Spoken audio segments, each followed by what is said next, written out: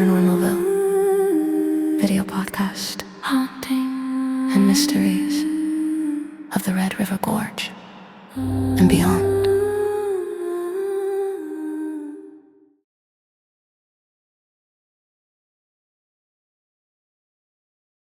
Divine intervention.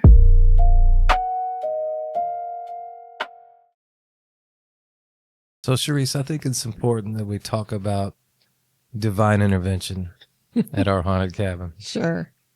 Starting with our friend Stacy and Hirsch, but Stacy is really intuitive and spiritual. Definitely. She has a whole bag of goodies that she brought over to our place and showed us how to try to communicate with these entities.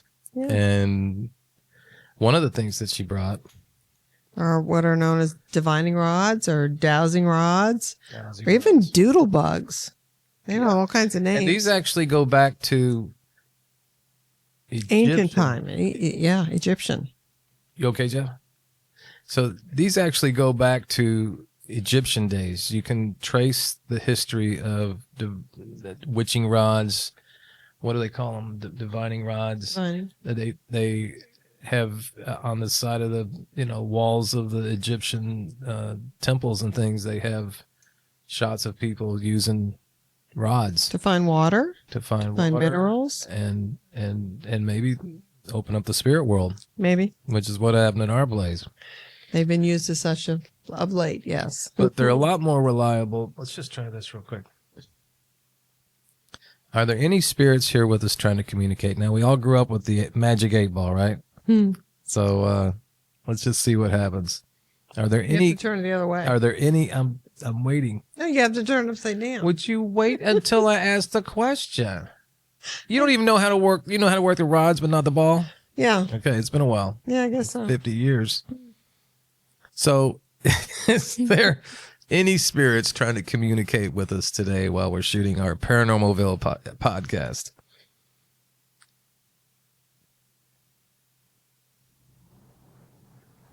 It is most likely. Okay, we're going to put that down for now. Yeah. You don't like And it. move back to the rod demonstration. So my darling friend Stacy came over to the cabin and thought she'd help us with some communications and see if she could validate our suspicions, I guess. And she brought the divining rods, dowsing rods, however you want to call them. And it starts usually with a cleansing and a prayer. Kind of try to communicate with the rods to get them to answer you. She used fire to cleanse them. Yeah. She did. She kept them down by her side. She said a brief prayer. She put them over the fire to get the smoke to kind of cleanse them from the last reading, I guess. Right. And then she picked them up and asked the rods where you should go. Yeah, basically these are copper rods that have an outer shell, so you cannot manipulate them with your hands. That's what I like about these rods. They are not easily manipulated. I've got them in my hands right now. They'll swing around. And we will just try to see right now if we can get anything. Sure. And it's really important to clear your mind and you don't want to go into it with intent. Right. That's one of the key Right. things that even Hirsch reiterated. Her husband Hirsch is a Reiki healer, and he's about as deep off into it as Stacy. And it's important to clear your mind. Hold the rods beside you down low.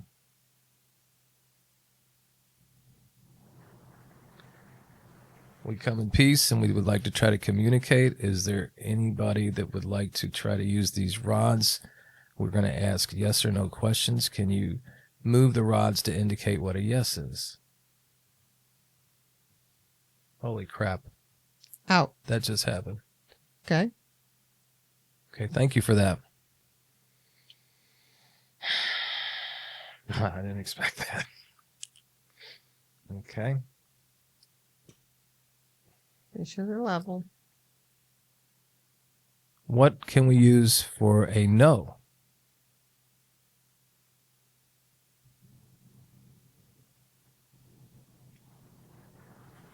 The rods cross. Mm-hmm. I am not manipulating these No. at all. And they have messed with me every time I've picked them up. I've only picked them up 4 times since she's left. Oh, look at that. So that's how Stacy establishes a yes/no question response, right? Right. And she'll confirm by asking questions like, is my name Margaret? And they would say no. Is Okay. my name Stacy? They would say yes. Let's just Things do it like right that. now.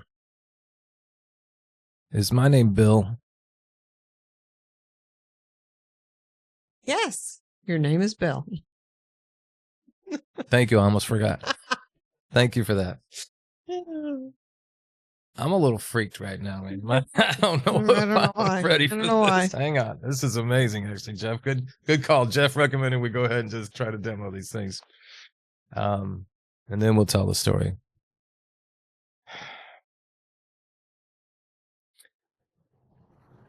Are the spirits okay with me producing this podcast?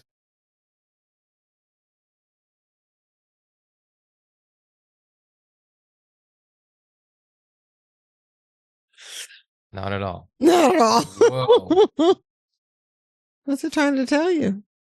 Well, that's the reason we're at the X Media Studio And not at our cabin at the Barefoot. And we called it actually the studio name at the cabin. It's called the Bear Caved In, because everything's a bear theme up there. But that's kind of freaky, isn't it?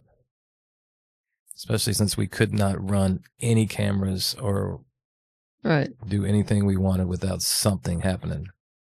All right, so explain to the good folks while I try to. Oh, real quick, what happened was, it's not vodka, it's water. So Stacy asked the rods where to go, and they pointed to the back fire pit. You and Stacy went back there. Wait a minute. When they pointed to the back fire pit, how did they know that I even had a fire pit? They pointed to the property. And that is a special place because that's where the footprints were discovered. Mm-hmm. That's where the tree knock happened. That's also where the crow, the first tree knock, the tree knock I captured on film. Where our friend Scott had a experience. Yes. So there's a lot of activity back where these things pointed to go. And they did. They pointed straight back to fire pit too. Go ahead. Again, she established the yes and the no. And she asked, is there anyone here with us? And they answered yes. And then she asked if it was a Native American. And they said no. And then she asked, is it a man? And they kind of went back and forth like they weren't answering yes or no. Mm-hmm. So she said, that's weird. So she asked, is there a woman here? They did the same thing. So she got a little more specific and she said, is Bill's dad here? And they answered yes. Were they crossing for yes? I believe they were crossing for yes. Because that. Yes. And then asked if your mom was there. And it said yes. And that's when your emotions took over. I started crying. But you were so happy they were together because your mom had just passed. Yeah. A few months prior to this. That's right. So you were just pretty happy they were together wherever they were. And you and Stacy ran back to the fire pit one where Hirsch and I were. And we basically looked and said, okay, what happened? And that's when you told us the whole thing. Of course, I think Stacy had to explain it because you were still in a very emotional state. I was freaked. Freaked.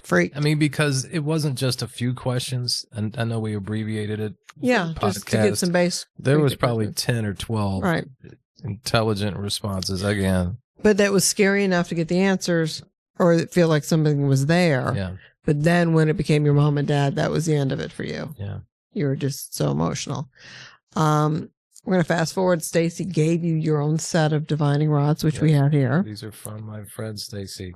Thank you, Stacy. And just after this past Christmas, we had a nice little conversation with Stacy and Hirsch. They came over the house. Mm-hmm. We did a little bit with the REM pod, got little things.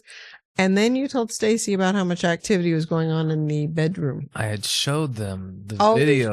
I didn't do the REM pod, but we left the REM pod. And then we went back because I was having so much trouble with the orbs waking me up at night that the blink cameras were recovering. That's covered in a different episode. You guys definitely need to check out Don't Blink. But because of me having serious sleep deprivation problems and being awakened You want to several find out times. what's going on in the bedroom. So I said, let's go take the rods and see what happens. And her husband, and you were in the living room. We're in the living room. With the REM pod, by the way. Yeah, and I stupidly did not turn on the blink cameras while we were in the master bedroom. Yeah. This would blow everybody's mind, but explain to him what. Well, no, I don't know what happened in there because you were asking questions, but I was watching the REM pod respond as well. Wow. Yeah, Stacy was okay. Is there anybody here trying to, mess with Bill while he sleeps, And it's like, okay. Got some yeses. And they yesed and no differently than they normally did. Yeah, it was out was right. Yes. Out was yes and cross was no. Which was the opposite it was the first time. For yes. They do that. They do. I mean, they're spirits. They can do whatever they want. Because it's the mood they want to be in. Yeah, exactly.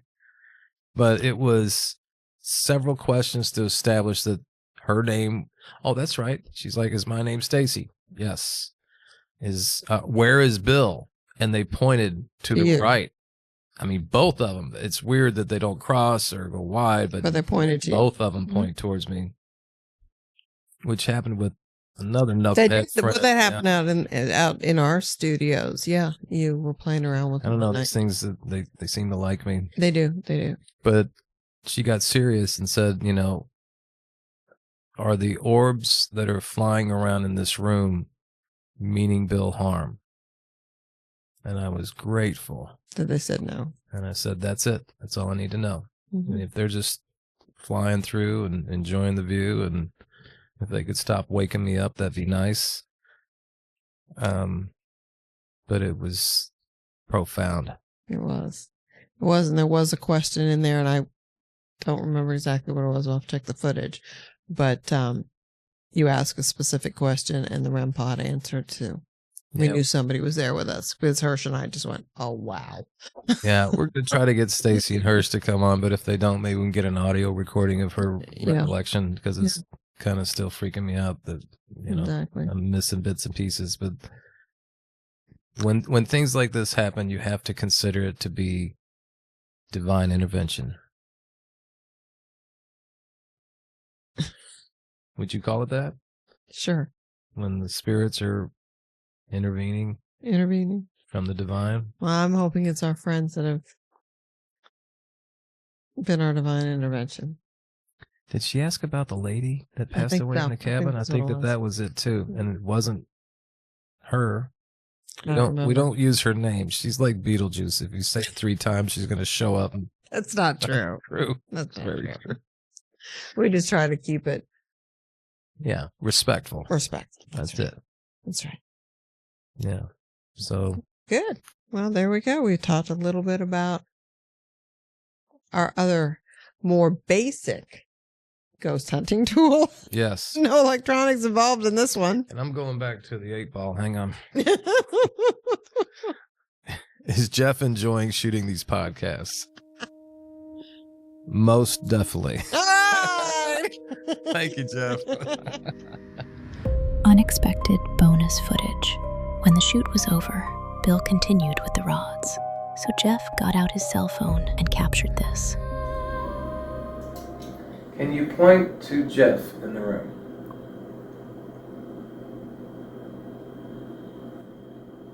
Holy shit. You've got to be kidding me. Oh yeah, that likes me too. Well, but it was going that way. Hell? You laughed and you shook it, I think. Okay, back to the 8-ball. Okay, I like this better. It always gives you a positive response. No way, man. This is like seriously the 5th time I picked him up. Mm-hmm. Okay. I know you're scared of those rods more than anything.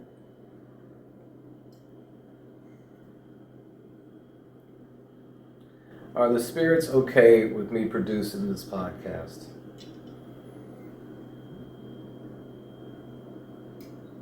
I said yes this time. Okay. So some spirits are, some spirits aren't. Is there a lady named Regina attached to the cabin?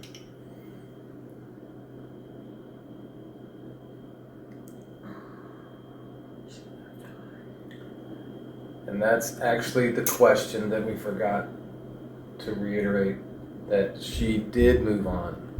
She was stuck in transition, and she is able to We move think on. she's moved on. And that's the reason we're at the cabin, is to try to help her transition. She's identified that she's had a hard life and was a good person and just can't. Okay. So will Regina be okay with us using the house as a conduit for communication with the supernatural goods, energies?